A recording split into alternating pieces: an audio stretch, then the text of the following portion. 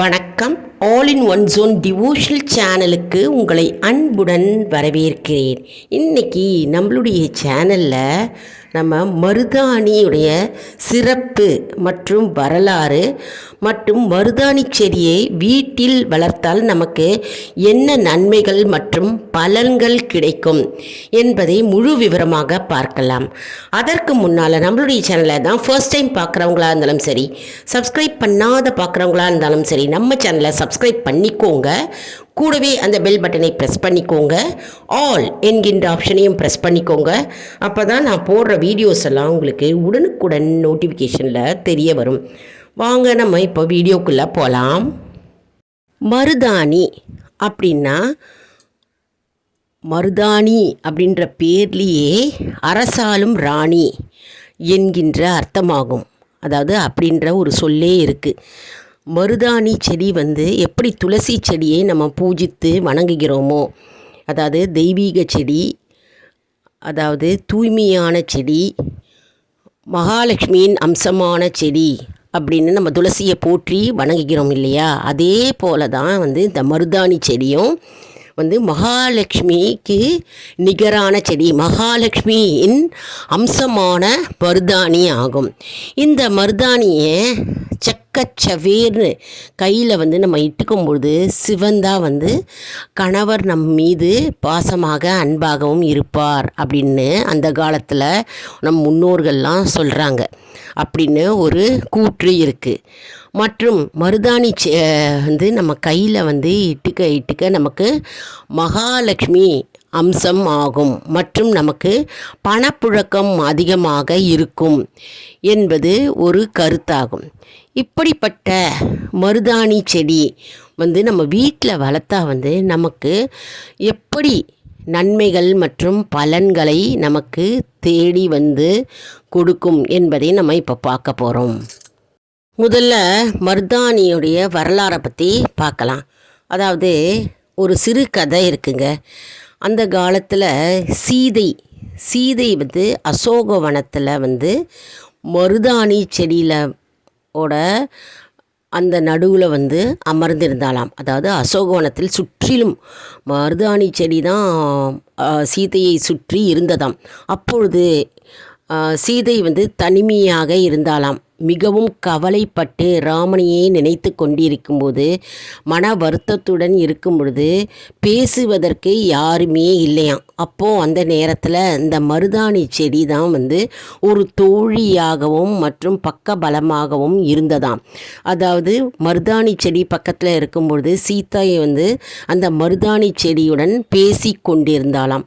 பல நாட்கள் மருதாணி செடியுடன் பேசி கொண்டிருக்கும்போது அந்த மருதாணி செடியும் தலையை அசைத்தது, நகர்ந்தது மற்றும் பல செய்கைகளை கொண்டு அதனுடைய வார்த்தைகளால் அது பேசியது என்று புராணங்கள் கூறுகிறது.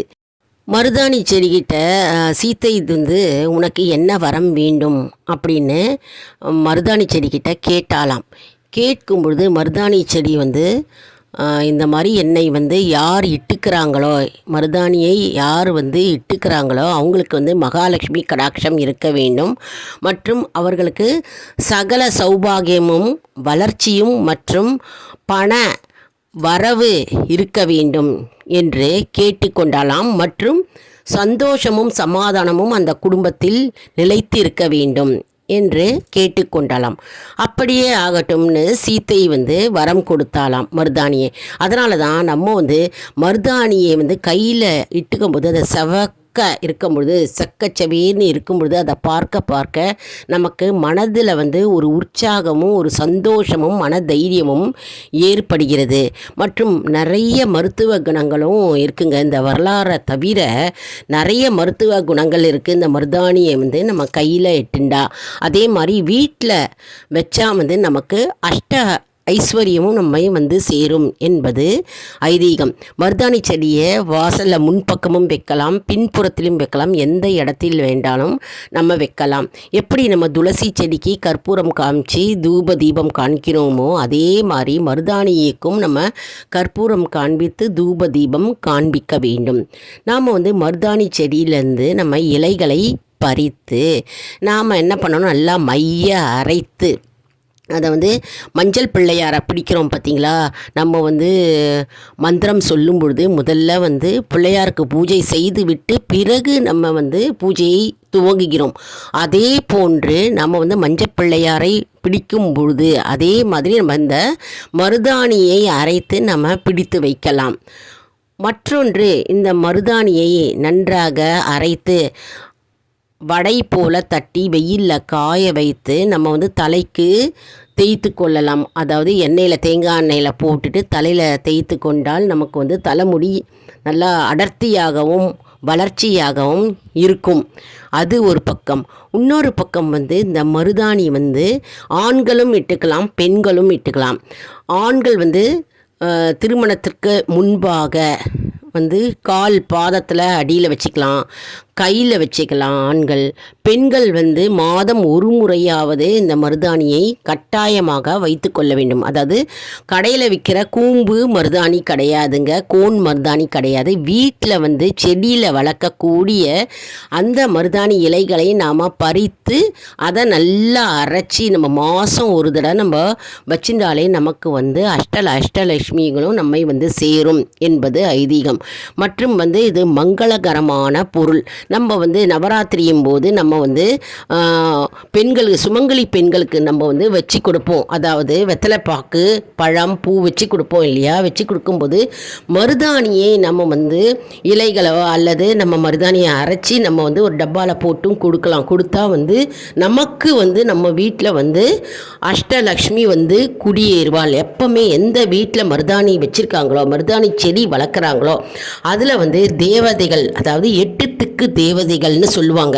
அந்த 8 திக்கு தேவதைகளும் மருதாணி செடியில் அமர்வார்களாம், அவர்கள் இருப்பார்களாம், எப்பொழுதுமே குடிக்கொண்டிருப்பார்களாம். அதனால் நம்ம அந்த வீட்டுக்கு பணப்பற்றாக்குறையே இருக்காது. அடுத்தது பார்த்திங்கன்னா, மன கஷ்டம், பண கஷ்டம், சோகம் மற்றும் துயரம் எதுவும் இருக்காது என்று கூறப்படுகிறது. அதனால் நமக்கு ஏதாவது கஷ்டம் இருந்ததுன்னா, துன்பம் இருந்ததுன்னா நம்ம அந்த மருதாணி செடியில் கிட்ட நம்ம மனதார நம்ம பேசலாம். பேசினா அது கண்டிப்பாக நமக்கு உதவி செய்யும். அதாவது 8 திக்கு தேவதைகளும் அந்த மருதாணி செடியில் அமர்ந்திருக்கிறார்கள். நம்ம நம்ம துயரத்தை சொல்லும் பொழுது, தடைகள் நம்ம சொல்லும் பொழுது, நம் வாழ்க்கையில் இருக்கும் பிரச்சனைகளை நம்ம அந்த மருதாணி செடிக்கிட்ட சொல்லும் பொழுது அந்த செடியில் குடிக்கொண்டிருக்கும் தேவதைகள் அனைத்தும் ததாஸ்து அப்படின்னு சொல்லுவார்களாம். ததாஸ்துனா அப்படியே நடக்கட்டும், அதாவது எனக்கு வேலை தடை இருக்கிறது, வெற்றி பெற வேண்டும் அப்படின்னு மனதார நினைத்து நம்ம வேண்டிக் கொண்டால் கண்டிப்பாக வேலை தடைகள் மற்றும் என்னென்ன தடைகள் உண்டோ நீங்கும் அப்படின்னு அந்த மருதாணி செடியே பதில் சொல்லுமாம். அதாவது லக்ஷ்மி குடியிருப்பாள் மருதாணி செடியில். அதனால் வீட்டில் நம்ம ஒரு தொட்டிலையாவது நம்ம வளர்க்கணும். அது பெரிய மரம் கிடையாது, சாதாரண ஒரு செடி தான். நம்ம எந்த இடத்துல வேணாலும் நம்ம ஒரு கிளையை வாங்கி வச்சுட்டு நம்ம அதை வளர்க்கலாம். மற்றும் இந்த மருதாணி செடியை வாசல்லையும் வைக்கலாம், நம்ம பின்புறத்துலையும் வைக்கலாம், எந்த திசையிலையும் வைக்கலான்னு நான் ஏற்கனவே சொல்லியிருக்கேன். இது நார்த்து சைட்லலாம் பார்த்தீங்கன்னா வடநாட்டிலலாம் பார்த்தீங்கன்னா இது ஒரு விழாவாகவே கொண்டாடுவார்கள். அதாவது மெஹந்தி போடும் விழா அப்படின்னே கொண்டாடுவார்கள். மெஹந்தி போடும் விழா, அதாவது திருமணத்திற்கு முதல் நாள் மெஹந்தி விழான்னு போட்டு அது சொந்த பந்தங்களை கூப்பிட்டு, உற்றார் உறவினர்களை கூப்பிட்டு அவர்களுக்கு கால்கள்லையும் கைகள்லையும் மெஹந்தி போடும் விழாவாக நடத்துவார்கள். அதாவது வட இந்தியா சைடில், வடநாட்டில் இது சிறப்பாகவே இந்த மெஹந்தி விழா நடத்தப்படக்கூடியது. அதனால் இந்த மருதாணியை ஒவ்வொரு வீட்லேயும் நம்ம வச்சுட்டா மகாலட்சுமி அம்சம் கூடிய வீடாகவும் மற்றும் நம்ம கூடவே மகாலட்சுமி இருப்பாள் என்பது ஐதீகம். இந்த மருதாணி செடி நமக்கு காரிய வெற்றியை தரும் மற்றும் செல்வ வளத்தை தரும். அதாவது இந்த மருதாணி செடியை நம்ம வீட்டில் வளர்த்தா தீய சக்திகளை தடுத்து நிறுத்துமோம். வீட்டுக்குள்ளேயே அண்ட விடாது. தீய சக்திகள், கண்ணுக்கு தெரிந்த தீய சக்திகள், கண்ணுக்கு தெரியாத நிறைய நமக்கு புலப்படாத சக்திகள் இருக்கு இல்லையா, அதெல்லாம் வீட்டுக்குள்ளேயே நுழையாதாம். இந்த மருதாணி செடி அவ்வளவு சக்தி வாய்ந்த செடி. வீட்டில் நம்ம வளர்த்தாலே தீய சக்திகள் வீட்டில் அண்டாமல் நம் வீட்டை பாதுகாக்கும். எதிர்மறை ஆற்றலை தடுத்து நிறுத்தும் சக்தி இந்த மருதாணி செடிக்கு உள்ளது. நம்ம மருதாணியை அரைச்சி நம்ம கையில் வச்சுட்டே வந்தால் நமக்கு எந்த துஷ்ட சக்தியும் பெண்களை அண்டாது.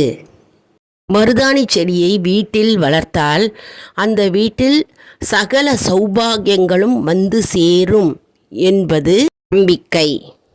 அதாவது கொஞ்சம் வேப்பலையும் மருதாணி செடியும் சேர்த்து நம்ம வண்டி வாகனங்களில் முன்பக்கம் வச்சுட்டாக்க அந்த வண்டிக்கு எந்த துஷ்ட சக்தியும் நெருங்காது மற்றும் திஷ்டி தோஷங்கள் நெருங்காது. அதே மாதிரி வீட்டு வாசல்லையும் சரி, தோட்ட பக்கத்துலேயும் சரி, வாசல் கதவில் நம்ம கொஞ்சமாக வேப்பிலையும் மருதாணியும் நம்ம சேர்த்து சொருகி வச்சாலே போகிறோம். நம்ம வீட்டில் எந்த துஷ்ட சக்திகளும் நுழையாது மற்றும் நேர்மறை ஆற்றல்கள் அதிகமாகும். அப்படியே வீட்டில் துஷ்ட சக்திகள் இருந்தாலும் அது வெளியேறும். அதே போல் மருதாணி இலைகளை மாதம் ஒரு முறை பறித்து நம்ம இட்டுக்கணும். நல்ல மையாக எந்த பொருளும் சேர்க்காம கையில் நம்ம இட்டுக்கணும். இட்டுக்கும் போது நமக்கு மகாலட்சுமி என்றும் நம்முடன் குடியிருப்பாள் மற்றும் செல்வ வளம் நமக்கு கூடும் மற்றும் நம்முடைய தடைகள் எல்லாம் விலகும். எப்பொழுதும் செல்வம் சேர்ந்து கொண்டே இருக்கும். அதனால தான் சுப காரியங்களில் எல்லாரும் மருதாணி நம்ம இட்டுக்கொள்கிறோம். மற்றும் இது ஒரு அழகு பொருள் அல்ல. இதில் இருக்கும் அதிர்வலைகள் ஏராளம் மற்றும் இதில் மறைந்திருக்கும் மருத்துவ குணமும் சரி மற்றும் நமக்கு இது ஒரு நேர்மறை ஆற்றலை கொண்டு சேர்க்கும் என்பது நம்பிக்கை. அதாவது தினமும் நம்ம மருதாணியை அரைச்சி இட்டுக்கலைன்னா கூட சரி, மாதம் ஒரு முறையாவது நம்ம மருதாணியை அரைச்சி நம்ம இட்டுக்கலாம். நமக்கு பணம் விரயமாகாமல் இது தடுக்கும் மற்றும் தடைகள் நீங்கும். அதனால் பெண்களே நம்ம மாதம் ஒரு முறையாவது நம்ம இந்த மருதாணியை இயற்கையான செடியிலேருந்து பறித்த மருதாணியை நம்ம பறித்து நம்ம இட்டுக்கொள்ள வேண்டும். அரைச்சி எந்த பொருளும் சேர்க்காம நம்ம கையில் இட்டுக்கொண்டால் நமக்கு காரிய தடை விலகும் மற்றும் நமக்கு கையில் எப்பொழுதுமே பணப்புழக்கம் இருக்கும். பணம் கொண்டே இருக்கும். சுபகாரிய தடை இருக்கும் வீட்டில் பெண்கள் இது மாதிரி மாதம் ஒரு முறையாவது மருதாணியை அரைத்து கையில் இட்டுக்கொண்டால் சுபகாரிய தடைகள் நீங்கும். சுபகாரிய நிகழ்ச்சிகள் விரைவிலேயே அந்த வீட்டில் நிகழும். இது கண் திருஷ்டியை போக்கும். அதாவது மருதாணி விதைகளை நம்ம எடுத்துக்கணும். இதை செவ்வாய்க்கிழமை வெள்ளிக்கிழமை தோறும் நம்ம சாம்பிராணி போடுவோம் இல்லையா, சாம்பிராணி போடும்பொழுது இந்த மருதாணி விதைகளை போட்டு அதன் கூட நம்ம வெண்கடுகை சேர்த்து நம்ம தூபம் காமிச்சா வீடு முழுவதும் காமிக்க வேண்டும்.